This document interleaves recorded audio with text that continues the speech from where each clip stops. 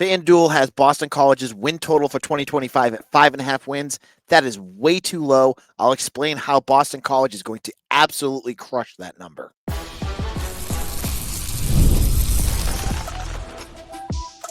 You are Locked On Boston College, your daily podcast on the Boston College Eagles. Part of the Locked On Podcast Network, your team every day. Hello, everyone, and welcome. This is Locked On Boston College, your team every day. I'm your host, AJ Black of Eagle Insider, part of the 247 Network, and one of your most trusted Boston College news sources. Thank you so much for joining us today. We are a daily Boston College podcast. You can find us on YouTube or wherever you get your podcast. We do this 5 days a week, and I'm glad you're here. On today's show, we're going to talk about how hockey has landed a goalie, stealing one from one of their local rivals. And I talk about how Carter Gooden, a local recruit, just saw on 247 a huge spike and what this means to BC if they could land him. And FanDuel has their ACC win totals up. I'll talk about where BC's at and why I think I think if you're betting on this one, there's an easy answer for that. Now let's jump into that.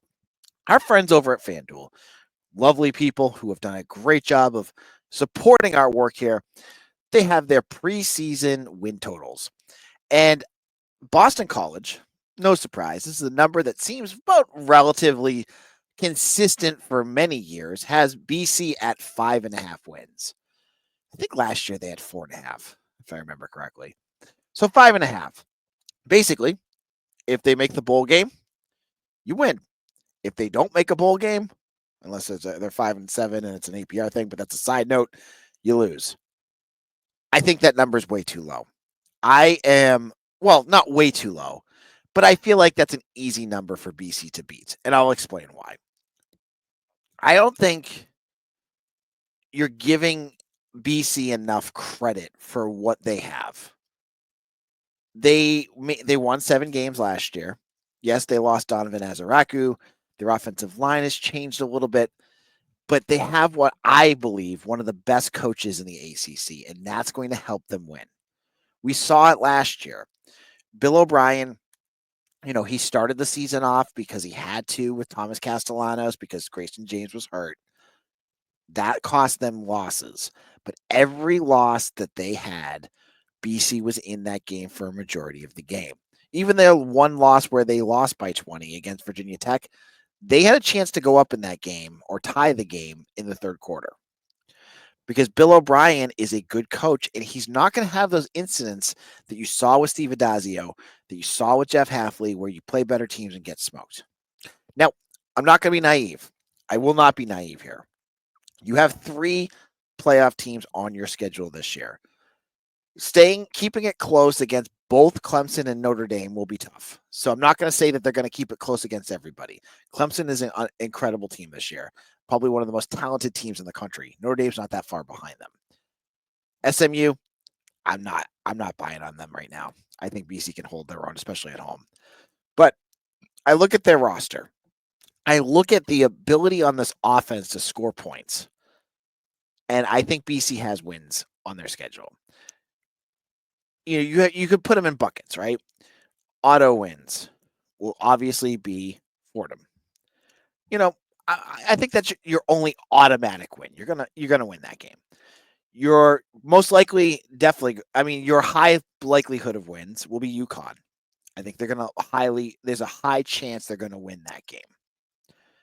I also put high likelihood that they're gonna beat Stanford because yes, it's Stanford, but Stanford is going to be really bad this year. They've lost so much talent after they fired their coach, Troy Taylor, and hired Frank Reich. If you look at their transfer portal losses between David Bailey, their starting, star defensive lineman, they have nothing. So I would put BC as a very high likelihood of beating them.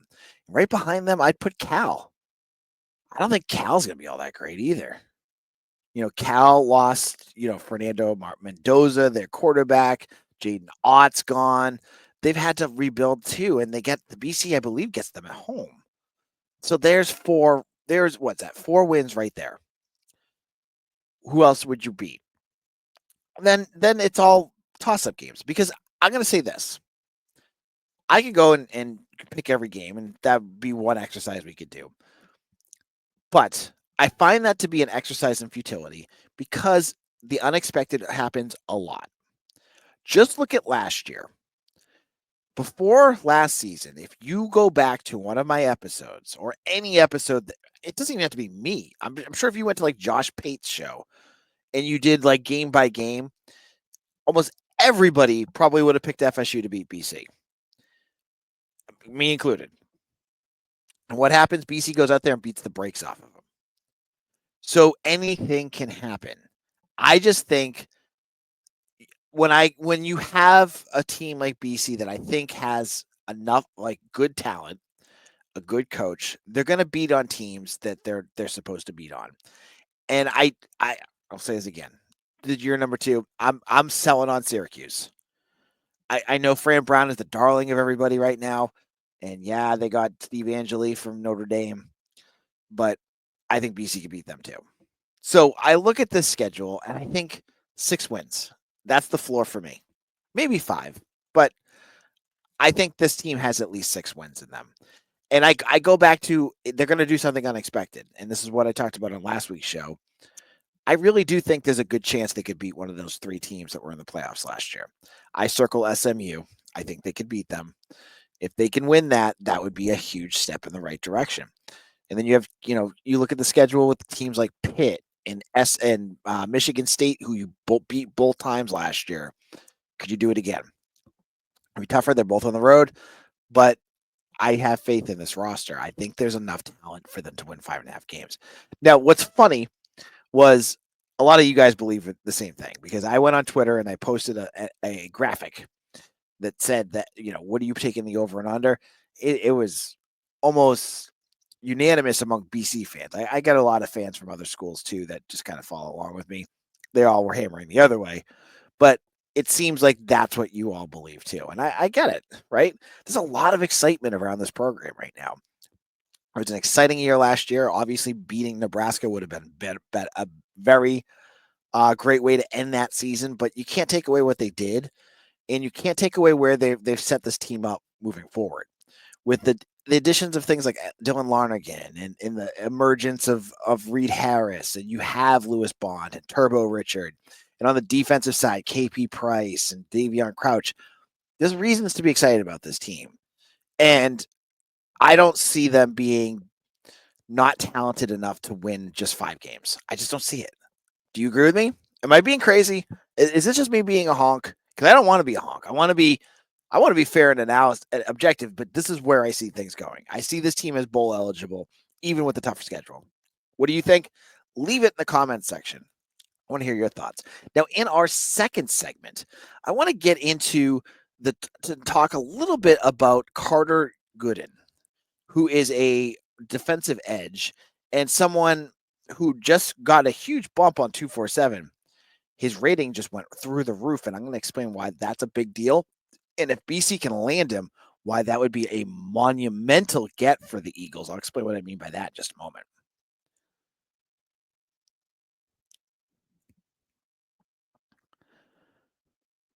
Folks, I'm loving it. The days are getting longer. The weather's warming up. I'm barbecuing, and people are spending more time outside, which means it's the perfect time to refresh your outdoor space. Whether you're working with big backyards or a small balcony, Wayfair has everything you need to make it more like you. Wayfair's massive selection of outdoor essentials makes it easy to transform any space into your ideal summer setup. From comfy conversation sets to sleek dining tables and outdoor decor, they get it all in the prices that fit your budget. I'm going to get one of those big solo stoves for my backyard because I want to hang out in my yard, read a book at night, light that stove, and just enjoy the weather. I'm going to get some nice furniture. And I know Wayfair has the greatest. And what I love is the pricing and the ease of just having it delivered to my house. It doesn't get better than that. So get into Wayfair. Shop a huge selection of outdoor furniture online. This summer, get outside with Wayfair. Head to wayfair.com right now. That's WAYFAIR.com. Wayfair's every style, every home. This is Locked On Boston College. I'm your host, AJ Black of Eagle Insider. And when you're done with this episode, go check out Locked On Celtics. The Celtics just finished a draw. They just smoked New York after everyone had left the Celtics for dead. If you want to hear what John Corrales has to say, go check out that on Locked On Celtics on YouTube or wherever you get your podcast. Now, on every, as you can see with my hat, my great hat here, part of my work is I write for 247 Sports. It's one of the industry leaders. It is the industry leader in recruiting. You get some great news over there. They also do the rankings, which I think is probably the industry standard right here.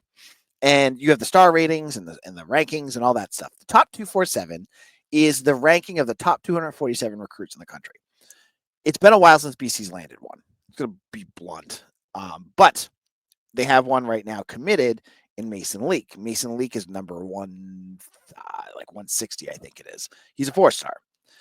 But this is not talking about Mason Leak because he's firmly planted on there. This is talking about Tabor Academy defensive edge, Carter Gooden. Now, Carter Gooden is a kid from Canada. I talked about him on yesterday's show, who took an official visit to UCLA. He's going to check out Arizona State. Who can blame him? If you can get a free trip to Los Angeles and Arizona, take it. He's doing all that, but the end of his trip is going to Boston College. Now, why am I bringing up Carter Gooden? Before today, he was rated an 88. An 88 is a firmly 3-star recruit. Pretty standard for a BC recruit. He was, top 3 or 4 in the state. Nothing crazy. He had a big offer list, obviously, with, Michigan State, Penn State, Rutgers, and Syracuse, and BC.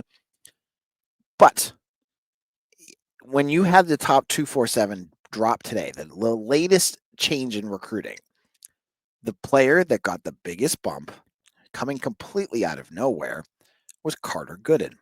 He went from not on the top 247 because he was not a top 247 recruit. Those are all 4 stars and 5 stars, to number 70. He jumped from not ranked to the 70th best player in the country. That is massive. That shows you what the scouting in people who have evaluated him at camps and film think of Gooden. I've heard nothing but great things about what this kid can do. And I go back to, if BC can land him, this is going to be huge. So let's do some context here. Let's pretend BC can land him. Now, an interesting thing that BC is doing is recruiting him at edge, because what I've heard is Penn State might be looking at him in an interior defensive line. He wants to play edge, so that might give BC a nice little leg up here. Now, if BC were to land him, would he be the highest rated recruit in modern history at 70? Not technically. If you go by the current 247 landscape, he would be. There's obviously some older recruits going back to like 2002, 2003 that would be higher, but they're not completely ranked correctly because they just changed the system from scout to 247 back. They just didn't figure. That would be Jim Eunice and Brian Toll.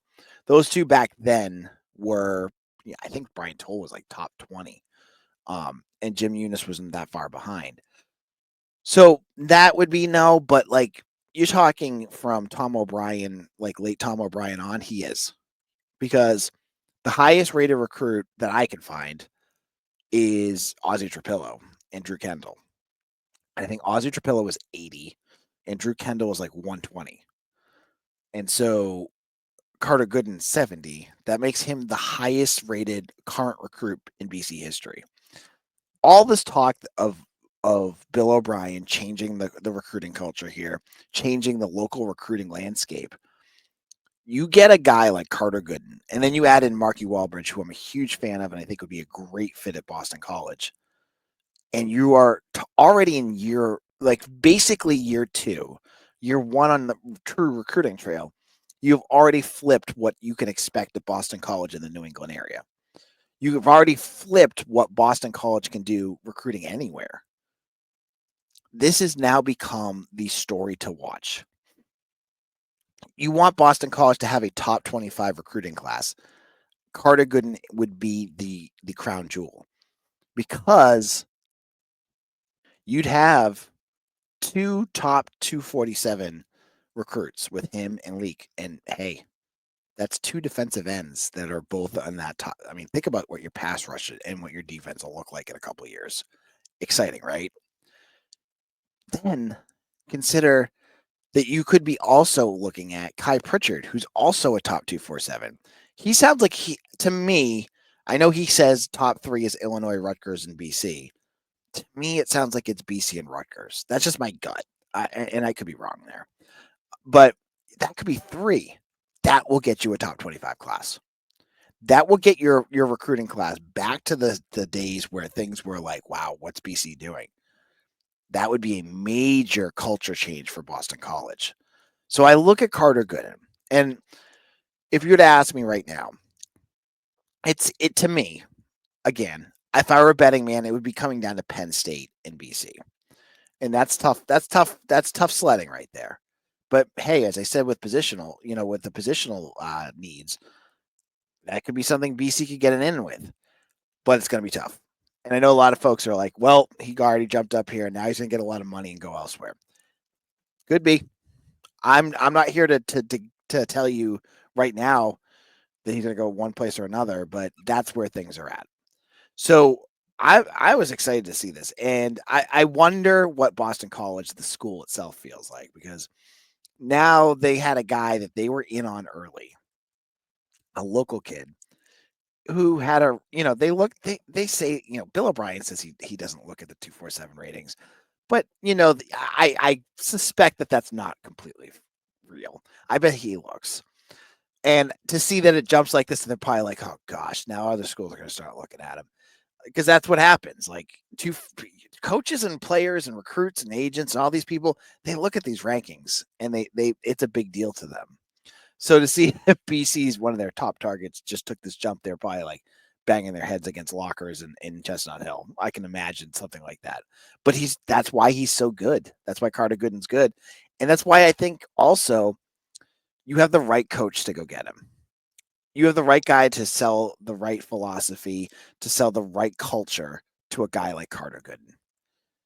I'm not in a position yet to start betting on where he's going to end up. I just hope he gets to BC. Remember, his official visit, what did I say? He has 7 official visits, which is crazy. His last one is BC.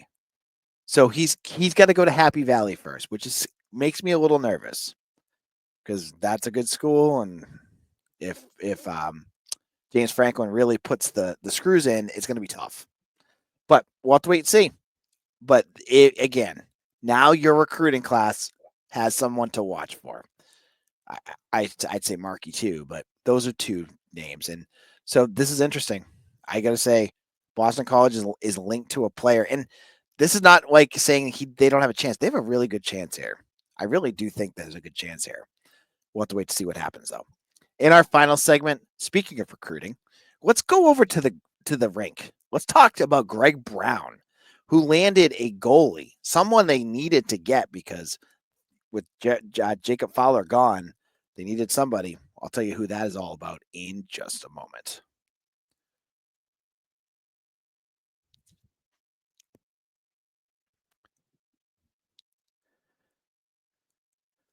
This is Locked On Boston College, your team every day. I'm your host, AJ Black. My everydayers out there know that we talk a lot about football.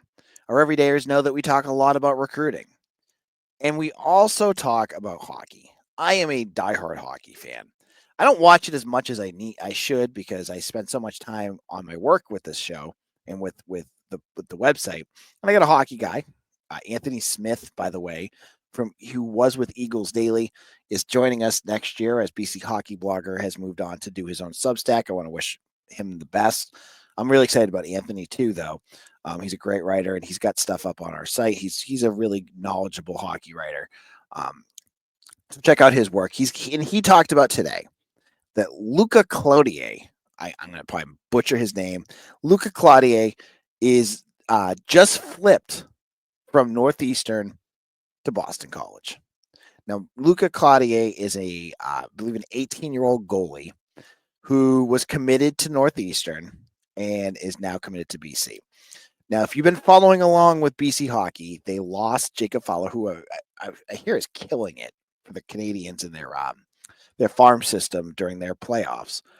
But they lost, their Richter award-winning goalie, and they needed somebody because they have a backup, but they don't have Jan Korik. They don't have a name for next year. And I thought maybe they'd go transfer portal route here. They didn't.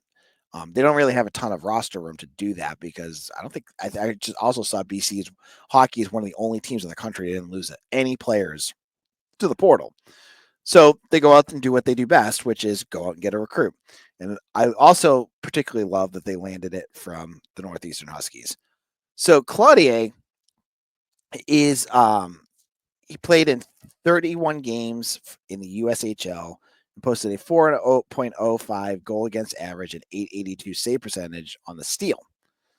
And so numbers aren't that great, but I've heard good things. I know BC Hockey Blogger was saying that he's heard great things, and I trust him. And I trust Brent Anthony too. That also says it's a good one. He was a 5th round draft pick of the Colorado Avalanche. I don't know what that means in terms of whether he'll ever go there. Sometimes they do, sometimes they choose not to, and they lose their draft rights. But what you now have is a 2-headed monster that you can work with goalies. You have Korik and you have Cloutier, who, I think will give you the chance to split up and, play the hot hand. With Western Michigan last year, they basically did this and they won the national title doing it. So I look at a guy like Cloutier, you put him with Korik, you figure out who is your better goalie, you go with them more often, but you can also switch them off when you need to. And I think I like where BC's at for next year. Do they have enough top end talent? Maybe not, but BC had a ton of top end talent this past year. Didn't get them very far in the tournament. They need more talent just across the team.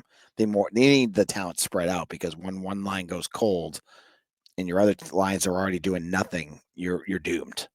So, they got the kid from UNH. They bring in this goalie. They've got some freshmen coming in. They're reloading. That's basically what they're doing. Now, I've seen some folks as well worried about how things are going on the transfer portal window. I've seen, there's a bunch of targets. I saw one ended up at Penn State and one ended up Michigan, maybe. Things are going to change. I think that it's fair to worry a little bit that the landscape in college hockey is going to change too. But BC is always going to be at the table. They're a blue blood team, which is crazy thinking about BC and a blue blood anywhere. But right now they have 2 teams on campus that are blue bloods: lacrosse, who is definitely a blue blood now, and hockey. And I don't see that changing drastically. It was a down year for Northeast hockey, but this year could change. And maybe this, with Higgins and the kid from UNH and things are looking a little bit, their defense looks like it's going to be really good next year. This could be a year where maybe they get a bigger bump into the playoffs and maybe make more noise when it comes to the Hockey East tournament. They're going to be more well-rounded. I would say that. Maybe their ceiling isn't as high, but you have more well-rounded teams, and that's usually what wins in tournaments. Now, on tomorrow's show, we'll continue talking about recruiting. We'll talk about football. I have some thoughts of some things I want to talk about. Make sure to follow me on Twitter at AJBlack247. Follow me at Eagle Insider. Make sure you subscribe over there. Hit that like and subscribe button here on our YouTube channel. If you are an everyday or a first listener, this is your first listen, so check us out every morning.